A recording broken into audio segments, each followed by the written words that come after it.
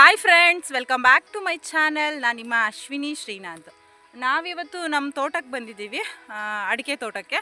So ಅಡಿಕೆ ತೋಟ ಅಂದಮೇಲೆ ಹಲವಾರು ರೋಗಗಳು ಇದ್ದೇ ಇರುತ್ತೆ. ಎಲೆ ಚುಕ್ಕಿ ರೋಗ, ಹ್ಯಾಡದ್ ರೋಗ, ಕೊಳೆ ರೋಗ, ಇದೇ ಥರ ಹಲವಾರು ರೋಗಗಳು ಇದ್ದೇ ಇರುತ್ತೆ. ಸೊ ಅದೇ ಥರದ ಯಾವುದೋ ಒಂದು ರೋಗ ಬಂದುಬಿಟ್ಟು ತೋಟ ಫುಲ್ಲು ಹಾಳಾಗ್ತಾ ಇದೆ. ಕೆಲವೊಂದೊಂದು ಗಿಡಗಳು ಪೂರ್ತಿ ಸತ್ತೋಗಿದ್ದಾವೆ, ಕೆಲವೊಂದೊಂದು ಗಿಡಗಳು ಸಾಯೋ ಸ್ಟೇಜಲ್ಲಿದ್ದಾವೆ.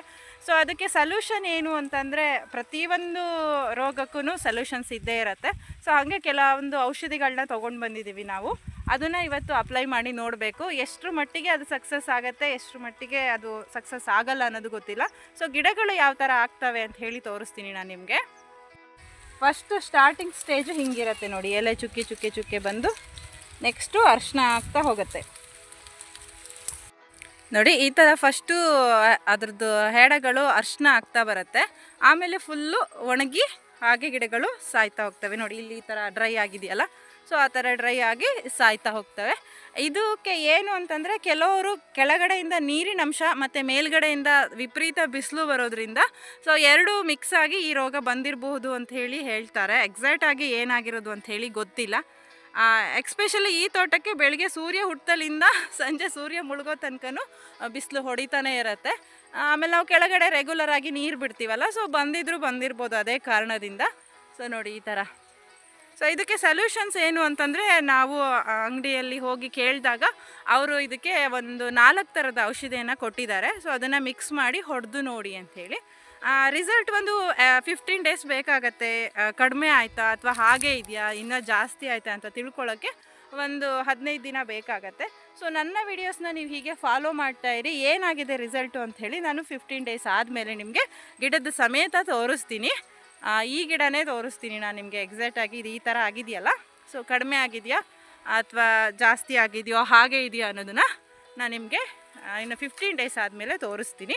ಬನ್ನೀಗ ಯಾವ ಔಷಧಿ ಕೊಟ್ಟಿರೋದು, ಅದನ್ನು ಹೇಗೆ ಹೊಡೆಯೋದು, ಯಾವ ಅಳತೆನಲ್ಲಿ ಮಿಕ್ಸ್ ಮಾಡಿ ಹೊಡೆಯೋದು ಅಂಥೇಳಿ ನೋಡೋಣ. ಇದು 1 ಡ್ರಮ್ ನೀರು ತುಂಬಿಸಿ ಇಟ್ಕೊಂಡಿದ್ದೀವಿ. ಇದಕ್ಕೇ ನಾವು ಔಷಧಿನ ಮಿಕ್ಸ್ ಮಾಡೋದು. ನಮಗಿಲ್ಲಿ 4 ಥರದ ಔಷಧಿಯನ್ನು ಕೊಟ್ಟಿದ್ದಾರೆ. ಫರ್ಟಿಲೈಸರ್ಸ್ ಶಾಪ್ಗೆ ಹೋಗಿ ನಾವು ಈ ಥರ ಒಂದು ಪ್ರಾಬ್ಲಮ್ ಆಗಿದೆ ಅಂತ ಕೇಳಿದಾಗ ಅವ್ರು ನಮಗೆ ಸೊಲ್ಯೂಷನ್ಸ್ ಅಂತ ಹೇಳಿಬಿಟ್ಟು 4 ಥರದ ಔಷಧಿಯನ್ನು ಕೊಟ್ಟಿದ್ದಾರೆ. ಇದು 4 ಮಿಕ್ಸ್ ಮಾಡಿ ಹೊಡೀರಿ ಅಂತ ಹೇಳಿಬಿಟ್ಟು. ಈ ಒಂದು ಪ್ಯಾಕೆಟಲ್ಲಿರೋ ಔಷಧಿ ಹೆಸರು ಸಲೀಲಾ ಅಂತ ಹೇಳಿಬಿಟ್ಟು. ಇದ್ರದ್ದು ಸಂಪೂರ್ಣ ಡೀಟೇಲ್ಸ್ ಇದ್ರ ಹಿಂದ್ಗಡೆನೇ ಕೊಟ್ಟಿದ್ದಾರೆ. ಇಂಗ್ಲೀಷಲ್ಲಿ, ಹಿಂದಿನಲ್ಲಿ, ಕನ್ನಡದಲ್ಲೆಲ್ಲ ಕೊಟ್ಟಿದ್ದಾರೆ. ಸೊ ಓದ್ಕೋಬೋದು. ಇದು ಬಂದುಬಿಟ್ಟು ಹುಮ್ಯಾಸಿಡ್ ಅಂತ ಹೇಳಿಬಿಟ್ಟು, ಇದು ಕೂಡ ಒಂದು ಲಿಕ್ವಿಡು, ಇದನ್ನು ಕೊಟ್ಟಿದ್ದಾರೆ. ನೆಕ್ಸ್ಟು ವಿಲ್ಟ್ಯಾಕ್ಸ್ ಅಂತ ಹೇಳಿಬಿಟ್ಟು ಒಂದು ಕೊಟ್ಟಿದ್ದಾರೆ. ಆಮೇಲೆ ಸ್ಪ್ರೇಡಿವ್ ಅಂತ ಹೇಳಿಬಿಟ್ಟು ಕೊಟ್ಟಿದ್ದಾರೆ. 4 ಥರದ್ದು ಕೊಟ್ಟಿದ್ದಾರೆ. ಈ ಔಷಧಿಗಳನ್ನ ನಾವು ನೋಡ್ತಾ ಇರೋದೇ ಇವತ್ತು ಫಸ್ಟು. ಸೊ ಅವರು ನಮಗೆ ಸಜೆಸ್ಟ್ ಮಾಡಿದ್ದಾರೆ, ಇದನ್ನು ಹೊಡೀರಿ, ಕಡಿಮೆ ಆಗ್ಬೋದು. ಈ ಒಂದು ರೋಗದ ಹೆಸರು ಬಂದುಬಿಟ್ಟು ಸುಳಿ ಕೊಳೆ ರೋಗ ಅಂತ ಹೇಳಿಬಿಟ್ಟು. ಸೊ ಇದಕ್ಕೆ ಈ ಒಂದು ಔಷಧಿಗಳನ್ನ ಮಿಕ್ಸ್ ಮಾಡಿ ಹೊಡೆಯೋದ್ರಿಂದ ಕಡಿಮೆ ಆಗತ್ತೆ ಅಂತ ಹೇಳಿಬಿಟ್ಟು ಕೊಟ್ಟಿದ್ದಾರೆ. ಸೊ ಇದನ್ನು ನಾವು ಇವಾಗ ಮಿಕ್ಸ್ ಮಾಡಿ ಸ್ಪ್ರೇ ಮಾಡಬೇಕು. ಇದ್ರ ರಿಸಲ್ಟ್ ಗೊತ್ತಾಗೋದಕ್ಕೆ ಅಪ್ ಟು 10ಇಂದ 15 ಡೇಸ್, ಅಂದರೆ 10ರಿಂದ 15 ದಿನ ಬೇಕಾಗತ್ತೆ ಇದ್ರ ರಿಸಲ್ಟ್ ನಿಮಗೆ ಗೊತ್ತಾಗೋದಕ್ಕೆ. ಅಂದರೆ ಈಗಾಗಲೇ ಏನು ಗಿಡಗಳು ಹಾಳಾಗಿದೆ ಅದು ಸರಿ ಹೋಗಲ್ಲ, ಬಟ್ ಇನ್ನು ಮುಂದೆ ಹಾಳಾಗೋದು ಕಂಟ್ರೋಲ್ ಆಗುತ್ತೆ ಅನ್ನೋ ರೀತಿಯಲ್ಲಿ ನಮಗೆ ಅವರು ಹೇಳಿದ್ದಾರೆ. ನೋಡೋಣ ಬನ್ನಿ, ಇವಾಗ ಇದನ್ನು ಮಿಕ್ಸ್ ಮಾಡಿ ಅಪ್ಲೈ ಮಾಡೋಣ.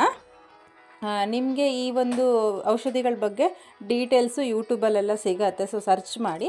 ಆಮೇಲೆ ಇದ್ರ ಹಿಂದ್ಗಡೆ ಕೂಡ ರ್ಯಾಪರಲ್ಲಿ ಕೂಡ ಕೊಟ್ಟಿದ್ದಾರೆ, ಇದ್ರ ಬಗ್ಗೆ ನೋಡಿಬಿಟ್ಟು ತಿಳ್ಕೊಳ್ಳಿ. ಈ ಸಲೀಲಾ ಅನ್ನುವಂತಹ ಔಷಧಿ ಬಂದು ಸಾಮಾನ್ಯವಾಗಿ ಸಸ್ಯಗಳ ಆರೋಗ್ಯವನ್ನು ಸುಧಾರಿಸುತ್ತೆ, ಬೆಳವಣಿಗೆಯನ್ನು ಉತ್ತೇಜಿಸುತ್ತೆ ಮತ್ತು ಉತ್ಪಾದನೆಯನ್ನು ಹೆಚ್ಚಿಸೋದಕ್ಕೆ ಇದೊಂದು ಸಹಾಯ ಮಾಡುತ್ತೆ. ಆಮೇಲೆ ಹುಮ್ಯಾಸಿಡ್ ಅನ್ನುವಂಥದ್ದು ಪೋಷಕಾಂಶಗಳ ನಾಶ ಆಗುವಂಥದ್ದನ್ನು ಸುಧಾರಿಸುತ್ತೆ, ಮಣ್ಣಿನ ಜಲಧಾರಣೆಯ ಸಾಮರ್ಥ್ಯವನ್ನು ಹೆಚ್ಚಿಸುತ್ತೆ ಮತ್ತು ಮಣ್ಣಿನಲ್ಲಿರುವಂತಹ ಒಳ್ಳೆಯ ಸೂಕ್ಷ್ಮಜೀವಿಗಳ ಸಂಖ್ಯೆಯನ್ನು ಹೆಚ್ಚಿಸೋದಕ್ಕೆ ಈ ಒಂದು ಹುಮ್ಯಾಸಿಡು ಸಹಾಯ ಮಾಡುತ್ತೆ. ಇನ್ನು ವಿಲ್ಟ್ಯಾಕ್ಸ್ ಅನ್ನುವಂಥದ್ದು ಇದು ಬೇಸಿಕ್ಲಿ ಬಂದು ಬೆಳೆ ರೋಗ ನಿರೋಧಕವಾಗಿ ಬಳಸ್ತಾರೆ. ಇದು ಹಲವಾರು ಬೆಳೆಗಳಲ್ಲಿ ರೋಗ ನಿರೋಧಕವಾಗಿ ಕೆಲಸ ಮಾಡುತ್ತೆ, ರೋಗವನ್ನು ನಿಯಂತ್ರಣ ಮಾಡೋದಕ್ಕೆ ಇದು ಸಹಾಯ ಮಾಡುತ್ತೆ. ಸೊ ಇದನ್ನು ನಾವು 250 ಲೀಟರ್ ನೀರಿಗೆ ಸಲೀಲಾವನ್ನು 250 ಗ್ರಾಮ್, ಹುಮ್ಯಾಸಿಡ್ 250 ml, ವಿಲ್ಟ್ಯಾಕ್ಸ್ 100 ml, ಸ್ಪ್ರೇಡಿವ್ 100 ml ಇಷ್ಟನ್ನು ಮಿಕ್ಸ್ ಮಾಡಿ 250 ಗಿಡಗಳಿಗೆ ಅಪ್ಲೈ ಮಾಡ್ತಾಯಿದ್ದೀವಿ. ನೀವು ಎಷ್ಟು ಗಿಡ ಇದೆ ಅನ್ನೋದ್ರ ಮೇಲೆ ನೀವು ಎಷ್ಟು ಔಷಧಿನ ಹಾಕಬೇಕು ಅನ್ನೋದು ಡಿಪೆಂಡ್ ಆಗುತ್ತೆ. ನಾವೀಗ ಎಲ್ಲದನ್ನು ಒಂದು ಡ್ರಮ್ಮಿಗೆ ಹಾಕಿ ಮಿಕ್ಸ್ ಮಾಡಿಕೊಂಡು ಆಮೇಲೆ ಸ್ಪ್ರೇ ಮಾಡೋದಕ್ಕೆ ಸ್ಟಾರ್ಟ್ ಮಾಡಬೇಕು.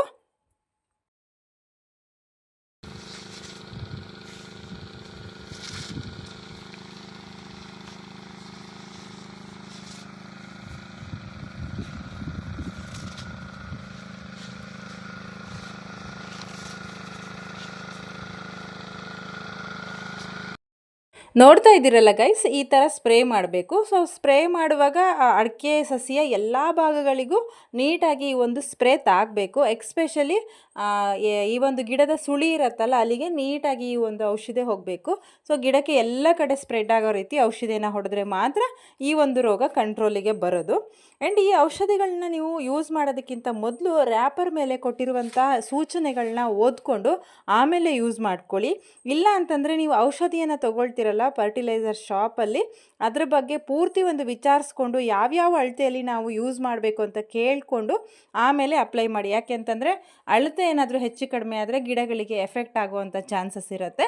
ಸೊ ಇವತ್ತಿನ ವಿಡಿಯೋ ನಿಮ್ಮೆಲ್ಲರಿಗೂ ಯೂಸ್ಫುಲ್ ಆಗಿದೆ ಅಂತ ಅಂದ್ಕೊಳ್ತೀನಿ. ಯೂಸ್ಫುಲ್ ಆಗಿದ್ರೆ ಲೈಕ್ ಮಾಡಿ, ಕಮೆಂಟ್ ಮಾಡಿ, ಶೇರ್ ಮಾಡಿ. ಹಾಗೆ ಯಾರೆಲ್ಲ ಇನ್ನು ನನ್ನ ಚಾನಲ್ನ ಸಬ್ಸ್ಕ್ರೈಬ್ ಮಾಡದೆ ನೋಡ್ತಾ ಇದ್ದೀರೋ ದಯವಿಟ್ಟು ಸಬ್ಸ್ಕ್ರೈಬ್ ಮಾಡಿ. Thank you so much.